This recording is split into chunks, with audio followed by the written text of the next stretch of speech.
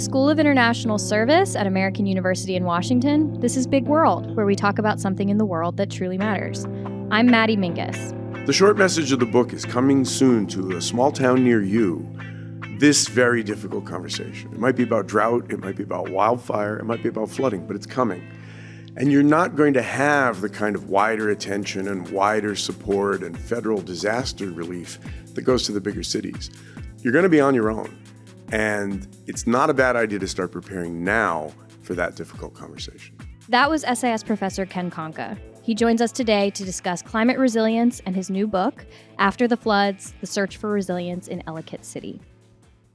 In late September and early October of this year, two devastating hurricanes, Hurricane Helene and Hurricane Milton, wreaked havoc on communities in the southern United States. The hurricanes, which hit Florida just 2 weeks apart, caused infrastructure damage along its coast and left millions without power in prolonged outages. The effects of Category 4 Hurricane Helene in particular stretch beyond the state's borders, devastating mountain towns in North Carolina and killing more than 200 people living in the southern U.S. These hurricanes are among the many examples of climate change-driven weather events that are on the rise around the world. Climate change is fueling more powerful storms, causing longer wildfire seasons, and changing precipitation patterns. The effects of these climate change-fueled events cast a long shadow on the communities that they impact, and they beg the question, how do we live with these climate impacts? How do we prepare for them? I'm Maddie Mingus, and I'm joined by Ken Conca. Ken is a professor here at SIS in the Department of Environment, Development, and Health. He has studied water politics for more than 30 years, and he teaches classes on environmental governance and policy and environmental peacebuilding.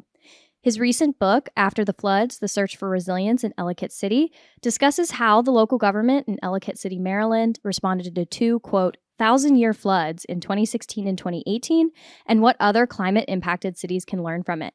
Ken, thanks for joining Big World. Thanks, Maddie. Great to be here. To begin our conversation, Ken, could you tell me, why did you write this book? Well, flooding is the most common disaster that we face in the United States and around the world. It's the most deadly, and it's the most expensive, with an annual price tag estimated at about $100 billion. And we're accumulating a lot of stories about the big floods in the big places. Everyone is familiar with Hurricane Katrina in New Orleans, Harvey in Houston. As you mentioned, as we're recording this, we're digging out from two recent hurricanes just this season. But there's a lot of small towns and small communities that also face this threat pretty much on their own, and I wanted to capture that. I also wrote it because this is a cautionary tale. Ellicott City is a community that has seemingly every advantage.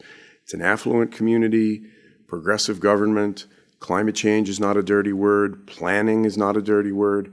It's also a very old, historic mill town with a very fierce identity and a sense of its own history and of itself. So if ever there were a place that you'd think could figure out what does resilience look like, what does it mean in this 4 square mile watershed, it'd be Ellicott City. And yet, in the wake of the first flood, the town launched a very ambitious watershed resilience master plan, and I started to study it because I thought we could get some lessons from it. In the wake of the second flood, less than 2 years later, it became a very bitterly conflictive question about how to proceed, with a lot of controversy, conflict, extreme solutions coming to the front. But most of all, I wrote this book because I lived in Ellicott City for 14 years. I raised my kids less than 5 miles from where the death and the destruction was occurring. It's a community I know very well, and so I thought I was uniquely positioned to capture the story. Yeah, and you've spent a lot of your professional life focused on researching water and the power that it holds, whether that's disruptive power, political power, or life-sustaining power. Can you maybe help us put these floods into more context and tell us about your experience? Sure, yeah. So I have done a lot of work around the world. I've testified in proceedings at the United Nations. I've been involved in advisory projects with governments. I've done a lot of research. I've stood in fields with farmers and talked to them about drought. This was a different experience for me because it really brought it home. I had water in my basement the night of the flood, and I had no idea until the next morning what was happening. And so originally I thought, well, let me try to understand this. This is my community. I'm a resident. I'm a citizen. I do have some expertise. And so I started going to the planning meetings, and I was very struck because it's a very, very difficult challenge. The question of resilience is not really a question around engineering. We tend to think of it as we need to re-engineer our landscapes to make them safer, to make them more resilient. But it's a lot more than that. You mentioned climate change in the introduction, and we're all very sensitized, I think, to the way that climate is driving this problem.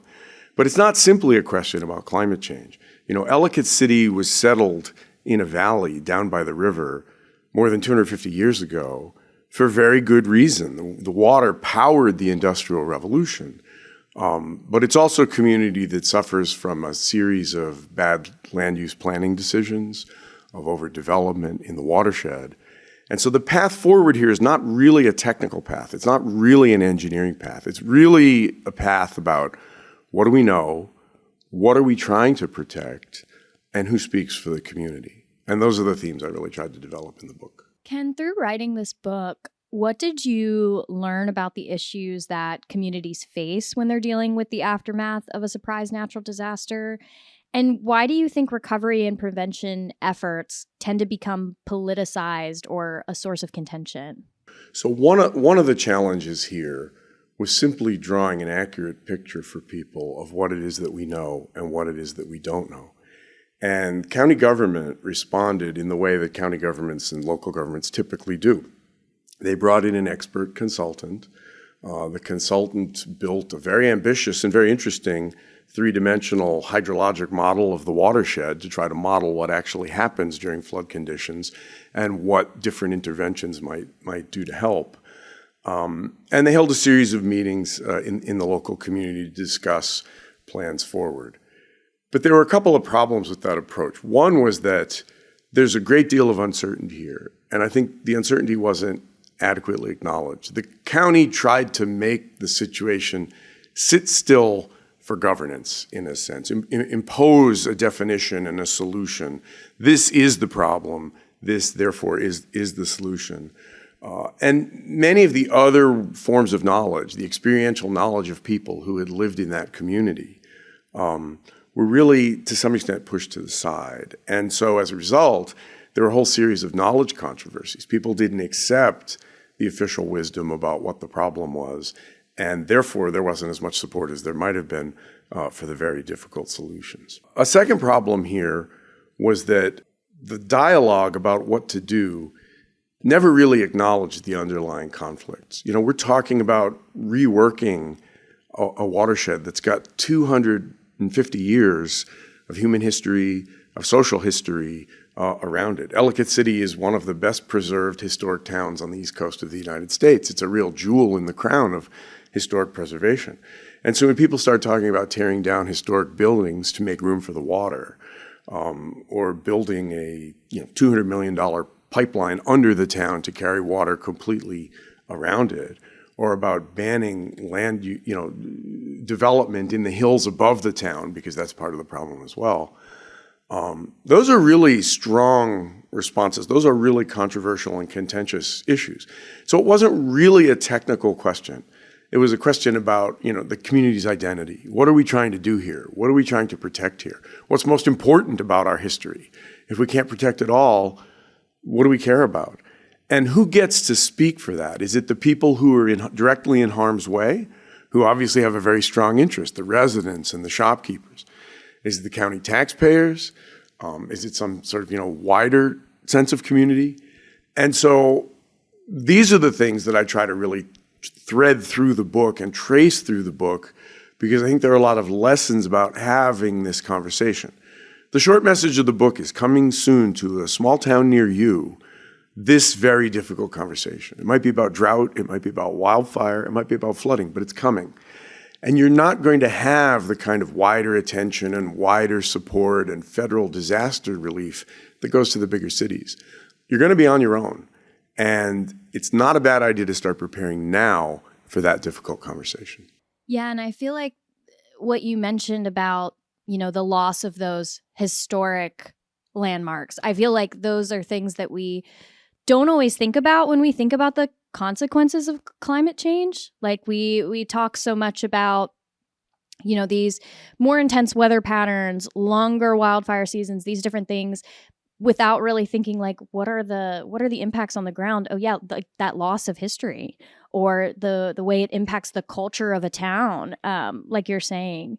At the top of this episode, we'd mentioned the two recent hurricanes, Hurricane Helene and Milton, which impacted several regions in the southern U.S. just a few weeks ago. In the Carolinas, the damage was severe, and it was hundreds of miles away from the coast.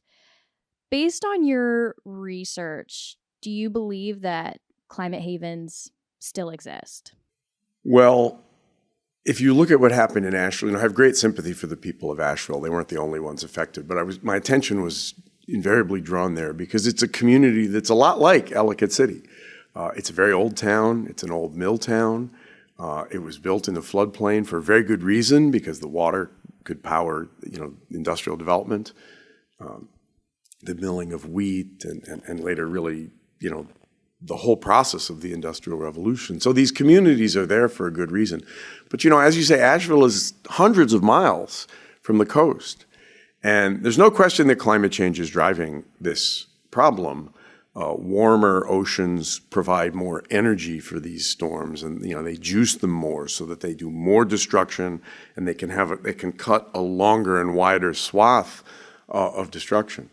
We also know that rainfall is being concentrated into more intense storms. Climate change is making some places wetter and other places drier, but irrespective of whether you get more rain or less rain, the rain that you do get is likely to fall in more intensive storms, as we have been seeing. And so there's no question that it's hard to identify places that are really insulated from those sorts of effects. When so-called coastal flooding can push hundreds of miles inland, when a storm can still carry that much rainfall and not fade out as it enters, across the interior of the continent, and as more and more of our landscape has been overbuilt in the floodplain, overpaved, can't manage the runoff from the rain, we're all facing this challenge in one way or another. Given that reality, how do we approach living in a climate changed world? Do you have optimism? Is there room for optimism? How do we approach this? It feels almost like a new reality that like you said, coming to a town near you, it's almost like nowhere in the world is immune to the consequences of climate change. How do we approach life, knowing that this is kind of the situation we're dealing with? It's a great question. I mean, it really is the question. And I do have optimism. Certainly people of Ellicott City didn't quit after the first flood. They dug out and they tried to think forward about the problem. And there have been achievements. I mean, I tell a cautionary story about conflict and about difficulty and about challenges and struggles around dialogue and around knowledge in the book. But I do retain a sense of optimism, partly because of what I've seen there. It's interesting. When I did the book, I interviewed approximately 60 people in the community, shopkeepers, property owners, county officials, activists, all sorts of people. And the last question I would always ask in the interviews was, in the last chapter of this book, I'd like to make a series of recommendations for people. And I do, and people can look at the book if they're interested in those recommendations. If you were writing that last chapter, what would you want my readers to know? And the people I interviewed did not have a consensus about what the town should have done, what the county should have done, what the right path forward looks like. But the one recommendation that almost every person that I interviewed, particularly residents in the community, said was, you have to be an activist. You have to get involved. You have to get organized. You have to start asking hard questions now about how are we going to deal with this when it arrives, because it's coming. And that spirit of engagement, after all the difficulties, after all the conflict, after neighbor being pitted against neighbor in many instances, the fact that people retained that sense of spirit and that sense of commitment and that determination to look forward toward the future, that was really what gives me hope. I'm curious if you found anything, or just with your research background, is there a stark difference between how cities and towns impacted by these extreme events in the U.S. respond to these issues versus globally? Or, I mean, I'm assuming that there's multiple approaches to this. Is there an area that you see that is responding to these disasters or preparing for them particularly well on an international scale? It's a question I hear all the time. People are hungry for solutions. People are hungry for models. And they'll often ask me, well, give me an example of a place that's doing this the right way so that we can learn from that. And in some ways, I like to push back against that question because I think one of the lessons of this case and of many of the cases that we see around this is that there really is no one-size-fits-all solution. At the end of the day, the answer to the question, what do we do in this this 4 square mile watershed, it really comes down to what people in that community want, what people in that community hope for. Part of the story of Ellicott City is an attempt to impose those sorts of solutions from outside. There were many powerful actors circulating around this case that saw Ellicott City merely as an instance of something. And that's true of real estate markets, that's true of people who have a particular touristic vision of historical preservation and economic development, and it's true of liberal problem solving around flood resilience.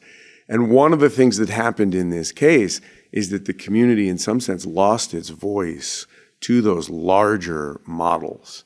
And so rather than identify things that can serve as a model, I think what I'm trying to do with this work is encourage communities to develop their own models. Ken, last question. What can communities do to better prepare for these storms and mitigate some of this damage? So in the last chapter of the book, I offer a series of very specific recommendations, and they're meant to be for just folks. These are not elite top-down solutions that we're talking about here. These are how communities come together, get organized, and have some sort of a dialogue. And one of the things I think is really important is we need to recognize the uncertainty around these questions and tap all the forms of knowledge that we have. It's great to model a watershed. It's great to bring expert knowledge to bear. That's what we do in universities. But there are people who have lived their whole lives in the watershed, and they know how the water behaves, and they know how projects don't effectively get implemented, and they know what's going to happen during a storm. That's wisdom, and we need to find ways to bring that into a broader process of social learning. And the second thing I'll highlight among the recommendations that I make in the book is this is really an exercise in conflict resolution. There's a tendency to want to paper over the conflicts, to want to deny that they exist, to try to impose an official truth, and to move forward with the projects that county government or landowners or whomever may wish to implement. The irony is, a lot of people say that participatory processes and conflict resolution processes, they slow you down when there's a great sense of urgency. Well, it's been more than 8 years since the first flood in Ellicott City. And as I recount in the book, in many ways, the shovels are just starting to hit the ground now. The irony is, if the county had slowed down a little and taken time to manage this as an exercise in conflict resolution, we might be further along today than we are. So more collaborative processes of social learning, emphasis on conflict resolution from the start, and you got to be an activist. Ken Conca, thank you for joining Big World to talk about climate resiliency and your new book, After the Floods, The Search for Resilience in Ellicott City. It's been great to speak with you. Thanks. Great to be here. Big World is a production of the School of International Service at American University. Our podcast is available on our website, on Apple Podcasts, Spotify, and wherever else you listen to podcasts. If you like what you hear, be sure to leave us a rating or review. Our theme music is It Was Just Cold by Andrew Codeman. Until next time.